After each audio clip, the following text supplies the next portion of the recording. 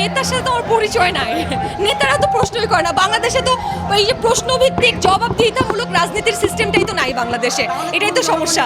রাজনীতি you never know, হতেও পারে। ওকে, ও মাই গড, এখন এগুলো রাজনৈতিক পরিচয় এখন পর্যন্ত আমার কোনো মানে আমি কোনো রাজনৈতিক দলের পক্ষ হয়ে কাজ করছি না। আমার সবসময় সামাজিক অসঙ্গতি নিয়ে কাজ করি। আমি যেটা সেদিনও বলছিলাম যে আমাদের প্রত্যেক বছর কি পরিমাণ কীটনাশক ব্যবহার করা হচ্ছে খাবারে।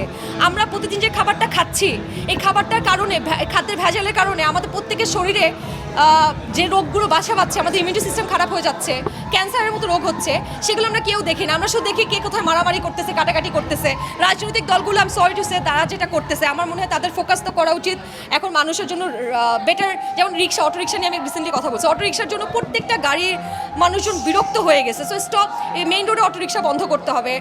ঢাকাকে ডিসেন্ট্রালাইজ করতে হবে। ঢাকার মধ্যে জ্যামে 2-3 ঘন্টা এক জায়গায় বসে থাকতেছে, ফুয়েল নষ্ট হচ্ছে, জ্বালানি সম্পদ নষ্ট হচ্ছে আমাদের। সো আমাদের নিয়ে রিজার্ভে টাকা পয়সা নাই। সো এই ধরনের কাজগুলো যে খাবারের ভেজাল দেওয়ার জন্য বলছি, খাবারের ভেজাল দেওয়ার মানুষের ফাঁসি হওয়া উচিত। অন্যান্য দেশে অনেক স্ট্রিক্ট আইন আছে এই বিষয়ে। সো আমার মনে হয় এগুলোতে ফোকাস করেন। সবাই তো ক্ষমতার জন্য মারামারি কাটাকাটি করছে। সো আমি যে দল মানুষের জন্য কাজ করবে সেই দলের হয়ে রাজনীতি করবো। আই ডোন্ট নো, মানুষ হইতেই পারে, মানুষের পছন্দ অপছন্দ চেঞ্জ হইতেই পারে এবং এটা তাদের ব্যক্তিগত ডিসিশন, সে কী করবে। এমনও, এবং এটা কিন্তু আমি খুব খারাপভাবেও দেখছি না। এমনও হতে পারে সে আগে যে রাজনৈতিক বিশ্বাসটা তার ছিল, তার সেই ভুল ধারণা ভেঙে গেছে। সে যাদেরকে পছন্দ করতে দেখলো যে সেই মানুষটা আসলে ভালো না, তার মানুষের জন্য ভালো কাজ করেনি, তারপর তারা তাদের রাজনৈতিক পছন্দ চেঞ্জ করেছে। এটা খারাপ কিছুও না।